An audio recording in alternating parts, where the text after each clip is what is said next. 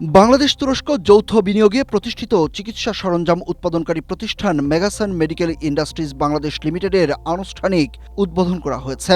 শনিবার পাবনার ঈশ্বরদীতে আয়োজিত অনুষ্ঠানে প্রতিষ্ঠানটির উৎপাদন কার্যক্রমের উদ্বোধন করা হয়।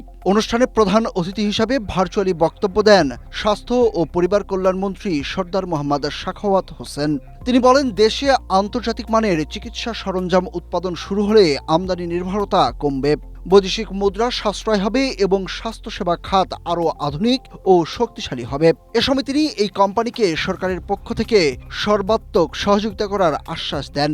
সমাজ কল্যাণ প্রতিমন্ত্রী ব্যারিস্টার ফারজানা শারমিন পুতুল স্মারক ফলক উন্মোচনের মাধ্যমে প্রতিষ্ঠানটির আনুষ্ঠানিক উদ্বোধন করেন। পরে তিনি মেগাসান তুরস্কের চেয়ারম্যান আরিফ সিলেকতেনির সঙ্গে যৌথভাবে প্রতিষ্ঠানের আধুনিক চিকিৎসা সরঞ্জামের প্রদর্শনীর উদ্বোধন করেন। অনুষ্ঠানে সভাপতিত্ব করেন মেগাসান মেডিকেল ইন্ডাস্ট্রিজ বাংলাদেশ লিমিটেডের ব্যবস্থাপনা পরিচালক প্রকৌশলী মোহাম্মদ নাজমুল হাসান। স্বাগত বক্তব্য দেন মেগাসান বাংলাদেশের নির্বাহী পরিচালক ওয়াহিদুল হাসান টপি। এই মেডিকেল ইকুইপমেন্ট অ্যাসেম্বলির সাথে সাথে এখানে যারা কাজ করছে তারা কিন্তু ট্রেন্ড আপ হচ্ছে। সো আমরা মেডিকেল শাস্ত্র কিন্তু উন্নতি করতে পারবো, আমাদের ছেলে মেয়েদেরকে আমরা এখানে কর্মসংস্থানের ব্যবস্থা করতে পারবো।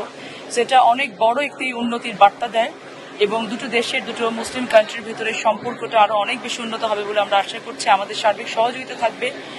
যারা টার্কি প্রতিনিধি এখানে আছেন তাদের সাথে আমার দীর্ঘ আলোচনা হয়েছে এবং তারা শুধুমাত্র মেডিকেল ইকুইপমেন্টস না, যেহেতু আমি সমাজ কল্যাণ মন্ত্রণালয়ে আছি, আমি তাদের কাছে আহ্বান রাখবো যে তারা যেহেতু কৃত্রিম অঙ্গ প্রত্যঙ্গ নিয়ে কাজ করার একটি উৎসাহ ব্যক্ত করেছেন, আমরা বলেছি যে আমরা এখানে আমাদের প্রতিবন্ধীদের জন্য কৃত্রিম অঙ্গ প্রত্যঙ্গ নিজেরাই তৈরি করি। তারা যদি মনে করেন সেখানে আমাদের সাথে কাজ করবেন, আমরা সেখানে তাদেরকে ওয়েলকাম করবো। সো সার্বিকভাবে সবার আগে বাংলাদেশ গড়ার জন্য যা যা করতে হয় সকল ধরনের ইনভেস্টমেন্টকে আমরা এনকারেজ করব এবং আমরা চাইবো যে দক্ষ জনশক্তি তৈরি হওয়ার জন্য। যে কোনো ভালো প্রতিষ্ঠানে কাজ করলে কিন্তু দক্ষতাটাও ভালো হয়। সো সেই জায়গা থেকে আমরা কাজ করার চেষ্টা করি।